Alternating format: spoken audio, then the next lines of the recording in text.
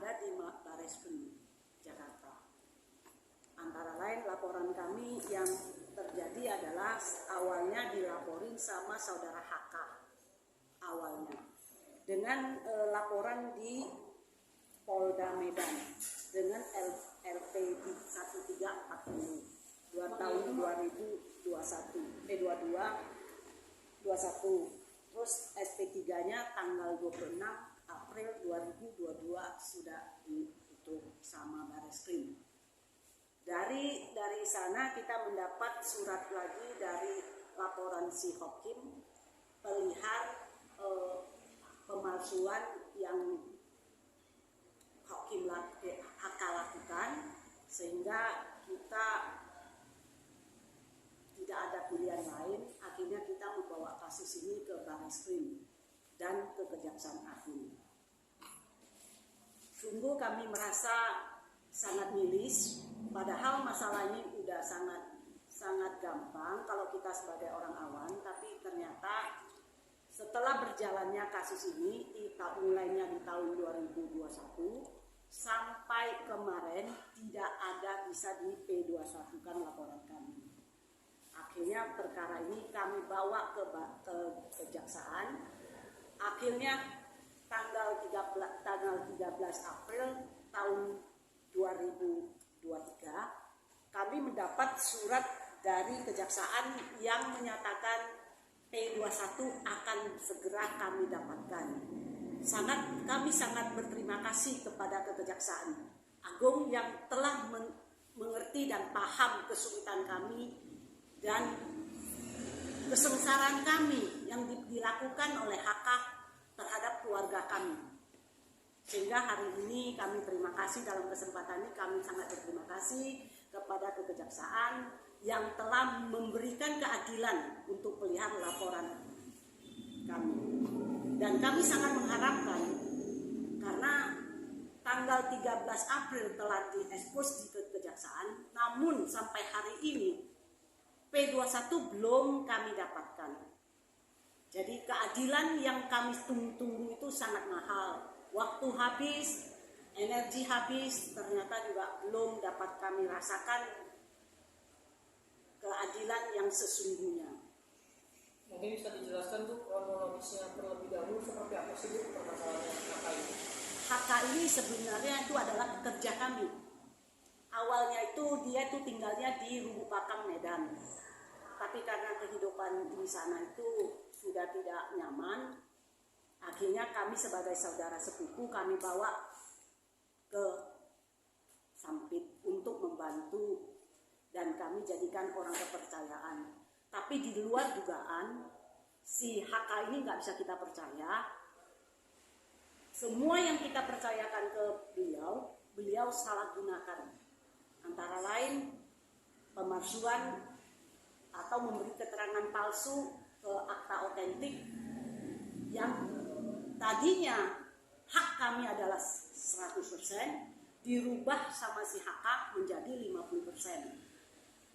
Nah, proses ini juga sedang berlangsung di Bareskrim.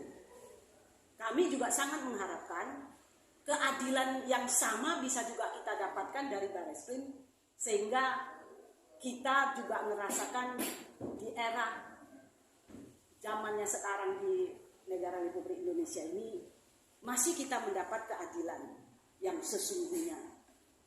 Nah, kalau semua aparat berjalan dengan baik, keadilan pasti segera akan kita nikmati. Dalam kesempatan ini saya memohon kepada Bapak Kabareskrim sebagai ujung tombak dari segala laporan di seluruh Indonesia. Saya mohon dengan sesungguhnya, tolonglah kami Pak. Karena HK ini adalah orang hebat.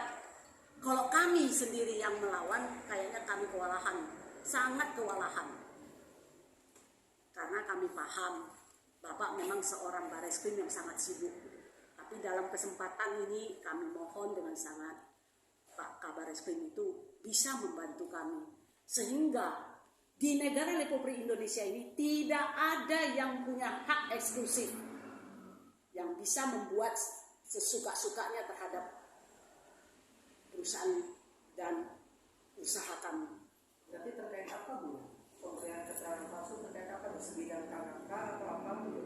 Di dalam akte otentik yang kita maksudkan adalah akte di CV Pelita Indah yang sebelumnya si HK itu tidak ada apa-apa, mereka dia hanya sekedar sebagai karyawan.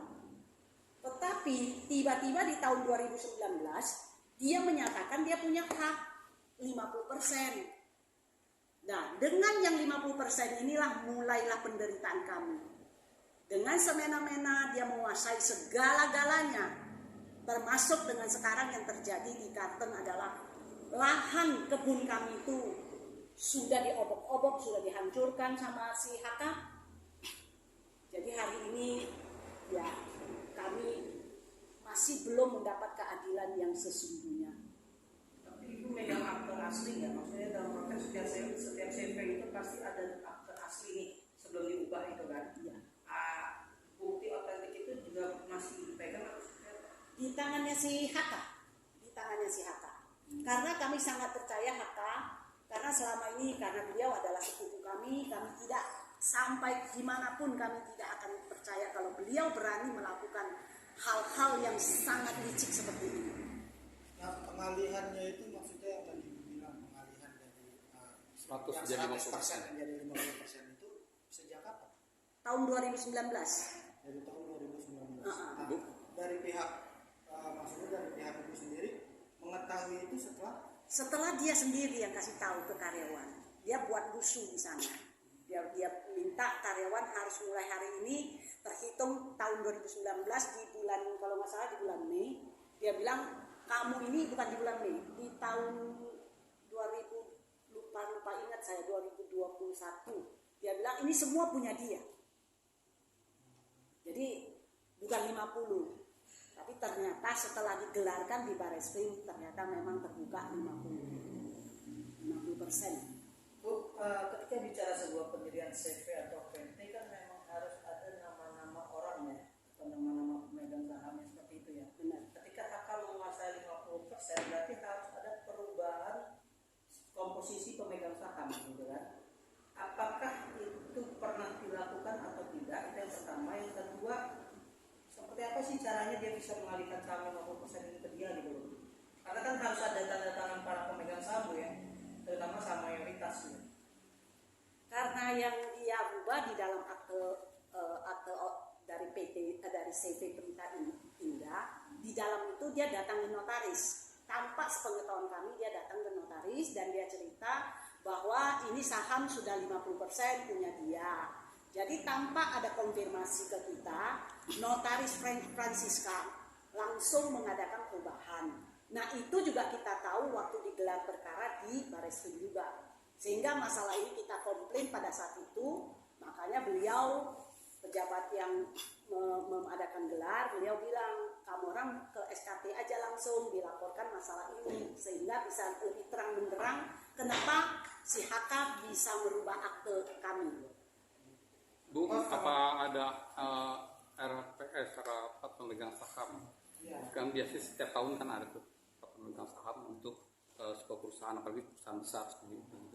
Apakah ada RPS dan kapan terakhir rapat pemegang saham itu digelar sebelum peristiwa ini mencuat?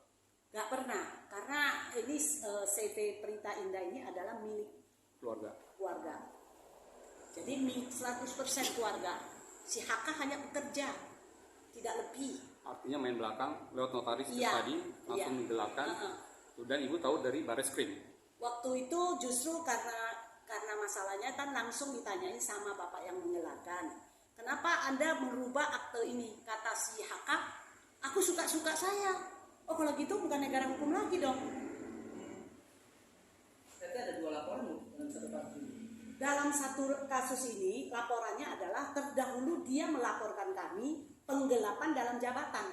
Karena dianggap saudara saya telah menggelapkan uang dia. Padahal itu uang-uang saudara kami. Nah, jadi terus waktu digelarkan ditanyain, kenapa kamu berubah? Katanya ini kan hak-hak saya, suka-sukanya saya. Oh, kata si pejabat yang mengadakan gelar perkara khusus di Warsidik, oh nggak bisa, ini harus sesuai melalui mekanis hukum, kamu harus bikinkan ada rapat, ada ini, ada itu. Nah, beliau bilang pokoknya saya siapapun saya tidak takut. Nah, akhirnya bapak-bapak yang ada di Barreskrim waktu kita gelar, sekarang juga kamu orang pergi ke lapor di lantai 4 kalau nggak salah itu, makanya timbullah RP baru lagi kami buat laporan. Si HK memberikan keterangan palsu di akta otentik dan menggelapkan uang kami. LP-nya kapan, Bu? RP-nya yang ini di tahun 2021.